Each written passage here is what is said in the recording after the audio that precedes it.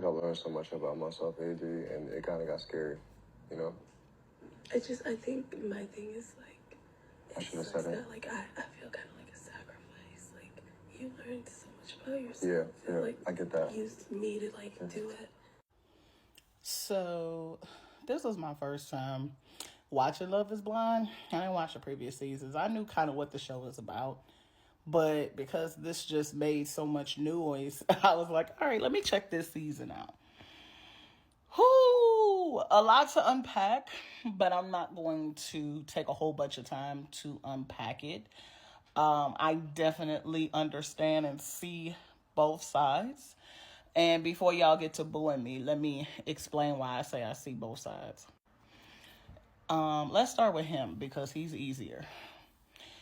He should have never applied for this show.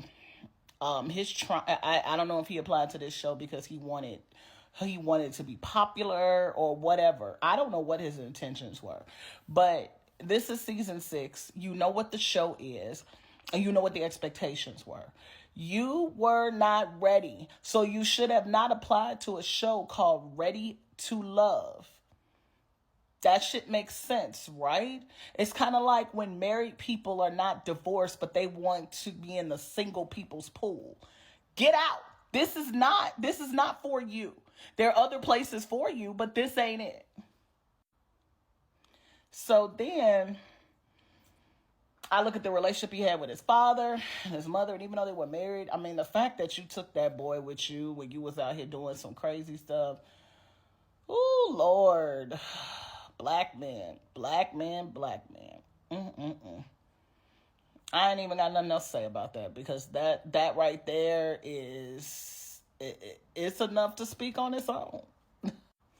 Now, to touch on what AD was saying about her being the sacrifice, and he's just like, oh, I'm so grateful. I've learned so much about myself.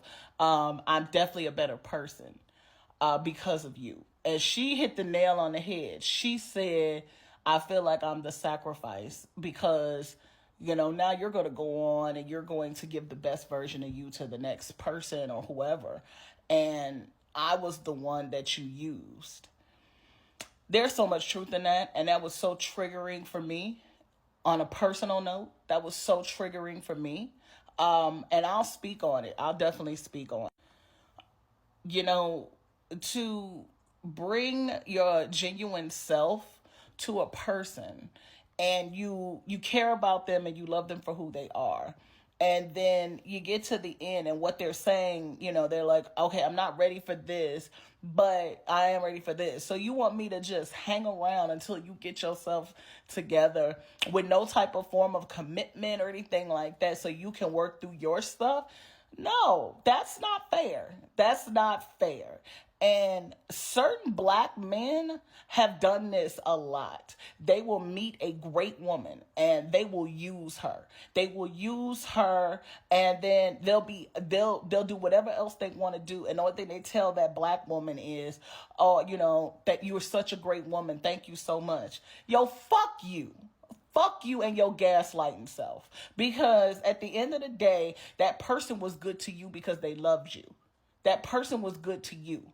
So for you to just say, I feel like such a better person, you're a user. You are a user, sir. You are a user. And yes, you should feel like a piece of shit. You should feel embarrassed. You should. Because there was no reason for any of this. You knew you weren't ready for this shit. Why did you even come on this television show? I say this because it's been so many different recently as far as like black women being taken advantage of. I watched most of the Wendy Williams story. We know how that went. And so it's starting to highlight the sacrifices that black women make. And to have dealt with a person who I felt just used me as well in the past, it's not a good feeling. It's not a good feeling. It's nothing that they can do or say to erase any of that.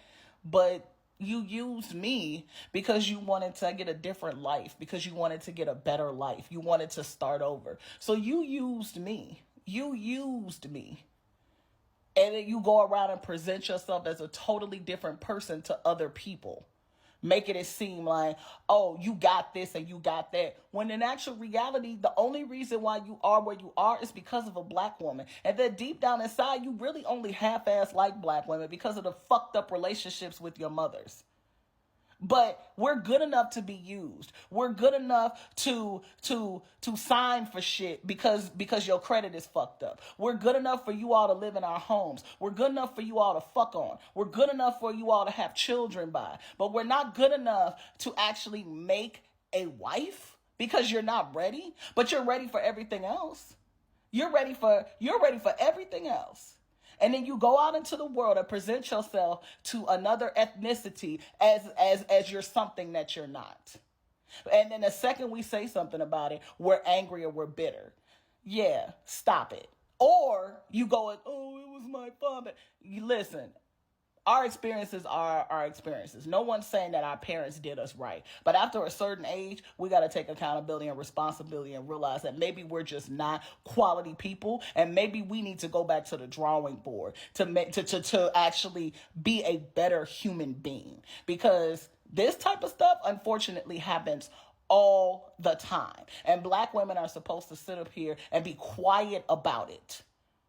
We're supposed to be quiet about being used when we're the ones that actually made a way for ourselves. We're the ones that were in the same elementary schools as you all were in the hood. But we decided to either take up a trade or take our ass to college. We sacrificed years to build up our career just for you all to come in and actually say, well, what's wrong with a $40,000 man? You should be, yo, that's what y'all by yourself. I'm sorry. Don't we have the same 24 hours in a day? Didn't we start off the same exact way? So because you fucked over your life in your 20s and your 30s, now you want someone to actually take you in and actually treat you a certain way? Like, get the fuck out of here with that.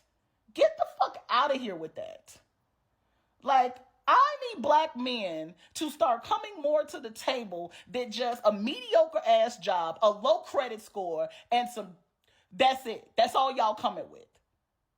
That's all y'all coming with.